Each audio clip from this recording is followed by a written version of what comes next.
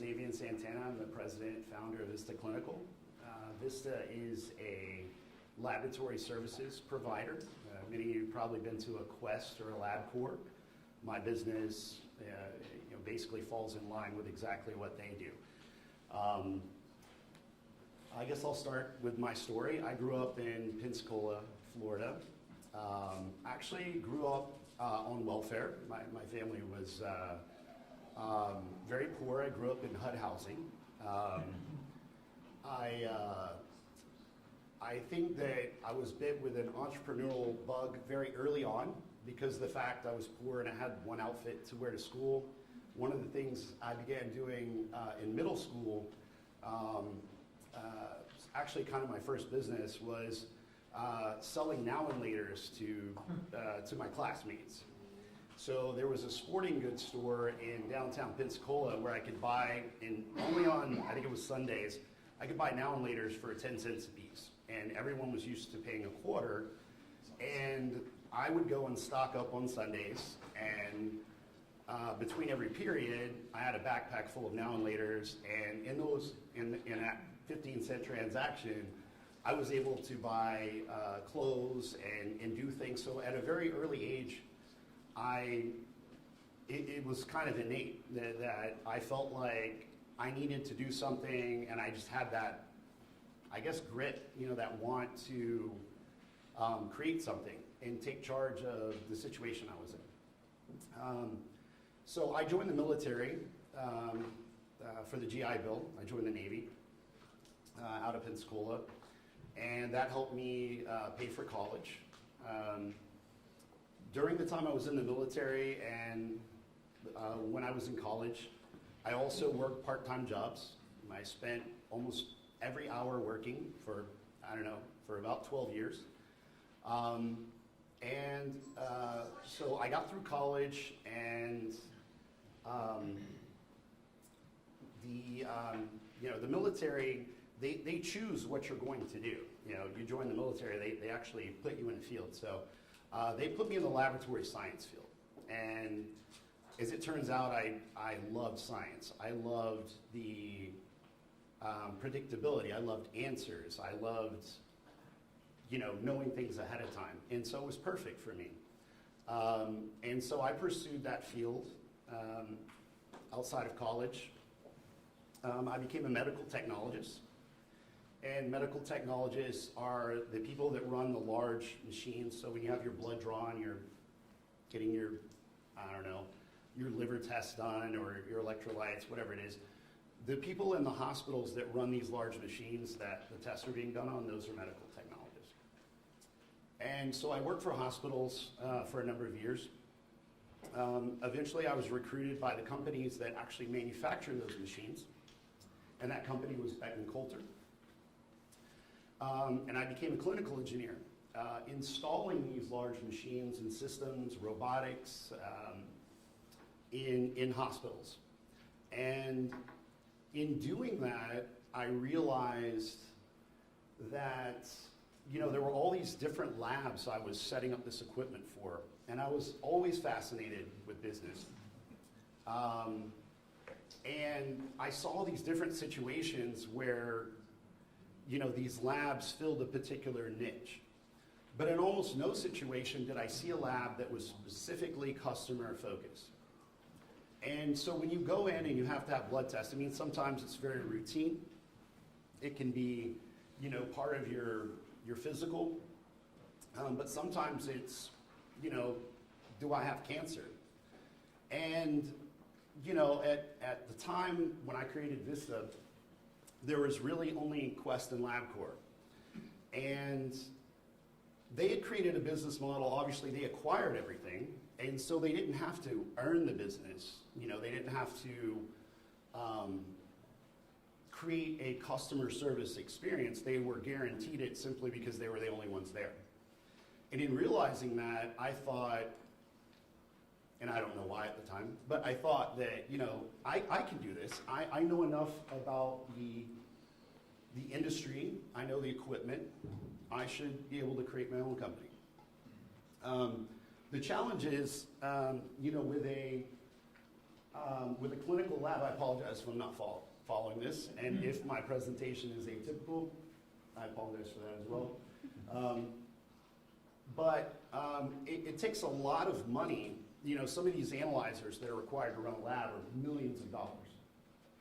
But in being a clinical engineer, I was trained on this equipment, and I began collecting equipment that was no longer working from, and actually right here in Claremont, Florida, I rented a storage unit and began collecting equipment from all over the nation that was not working for very cheap.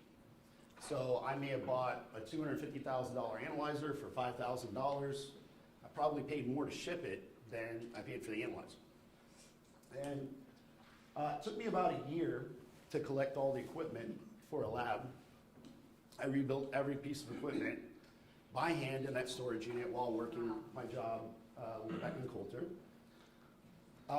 And to create Vista, I didn't have the money for construction, so I had to learn construction. So we built all the walls, the cabinets, we installed all the equipment that we had rebuilt. And before long, we had a company. It was just me and one other business partner. Excuse me, I just got to get a drink real quick.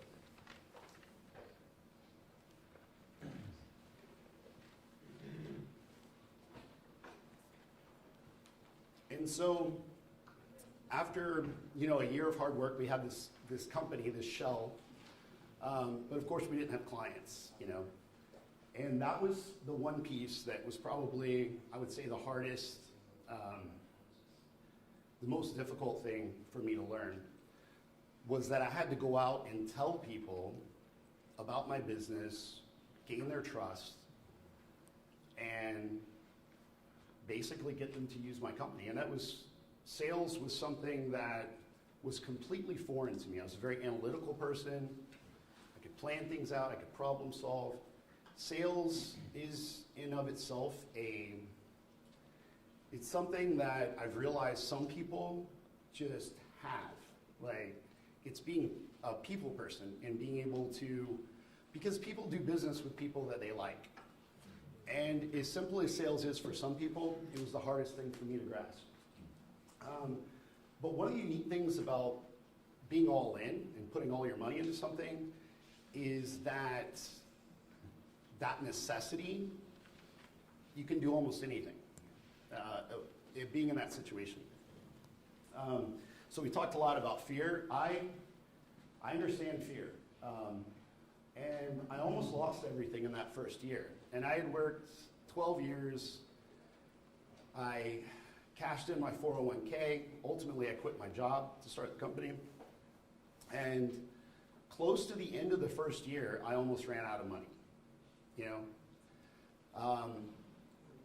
And that was extremely difficult. But digging really, really deep and being in that situation, there's nothing that can replace that.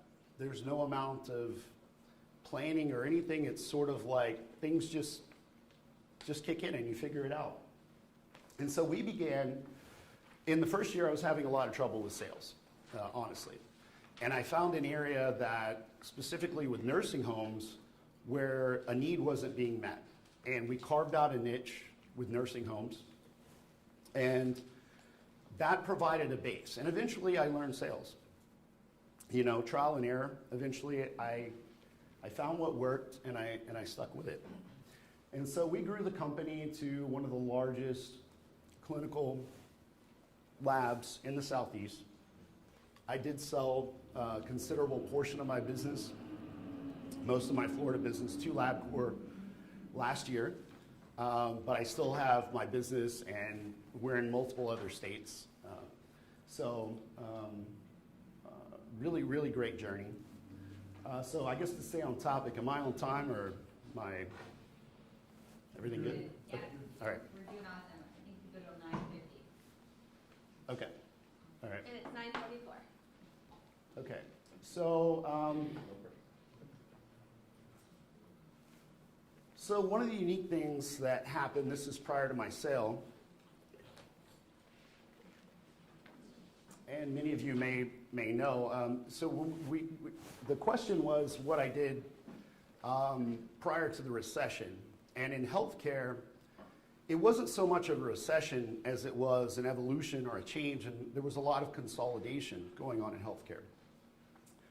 And I would say about a year before my sell, right around 2016, things were getting very, very difficult. We had changes in insurance, a tremendous amount of consolidation. Large insurance companies were buying smaller ones. And something unique to my industry is that the large insurance companies would create national contracts with, say, Quest or LabCorp. Obviously, I can't write a contract for the entire nation when I'm only in Florida. And they would be very exclusive contracts, and it would lock me out of being able to, say, take United patients, which is significant because I had hundreds of physician clients I'd built relationships with over the years, and suddenly 10 or 15% of their patients that were on United could not come to me anymore. So that created a very difficult dynamic for the physician because, you know, they choose to stay with me. They've been with me for years. I have much better service, but it created extra work for the office because now they have to separate. They have to send things to Quest. They have to send things to LabCorp. They have to deal with their computer system, a whole separate login. And in their minds, frankly, why would I use Vista? I could just simplify things and just send everything to Quest or LabCorp. So I got very creative. I don't necessarily say very creative, but I began to look at the market and what it was doing service-wise. And Quest and LabCorp, you know, I would go early in the morning and I would look at they had huge lines. And, you know, because they weren't really focused on the patients, they were just focused on consolidation. So they were closing patient service centers, forcing more people through a smaller, basically a smaller interaction and a quicker interaction. So we began offering mobile services. So I thought, you know, how much time it takes to schedule your appointment. You go wait in line for 2 hours. Some people might be willing to pay $20, $30, $40 if we send someone to their house while they're fasting, we draw their blood, and it creates a unique service that Quest and LabCorp be very difficult for them to compete with. That was a very successful niche, and it's one of the things that made LabCorp so interested in Vista. Lessons of the recession. So obviously this was a very taxing time. I did worry a lot about the business. I worried about the things that I could not control. And I really began to focus on the things I could control and being creative and really working on the business. I began to cut expenses, leveraging customer and client base. When you have that many clients, it's amazing what you can do. You know, you can leverage those clients into completely new services. You don't have to do everything the way that you've always done it. And that's how we came up with some of these unique services. So some of the things we began to do as healthcare changed. Companies began requiring these annual physicals during enrollment, and the compliance for that is very difficult. So we began sort of fulfilling that need. We would go on site to companies and basically do all the testing, have them fill out their healthcare risk assessments, and do that, and do it for cash, actually, because the companies are paying for it via insurance. A lot of companies became self-insured. And that was a completely new business model that we created within our own business.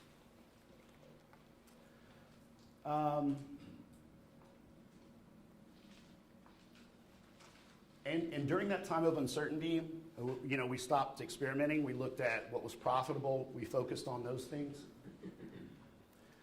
And of course, ultimately, I decided to sell. And what I sold was the retail portion of Vista.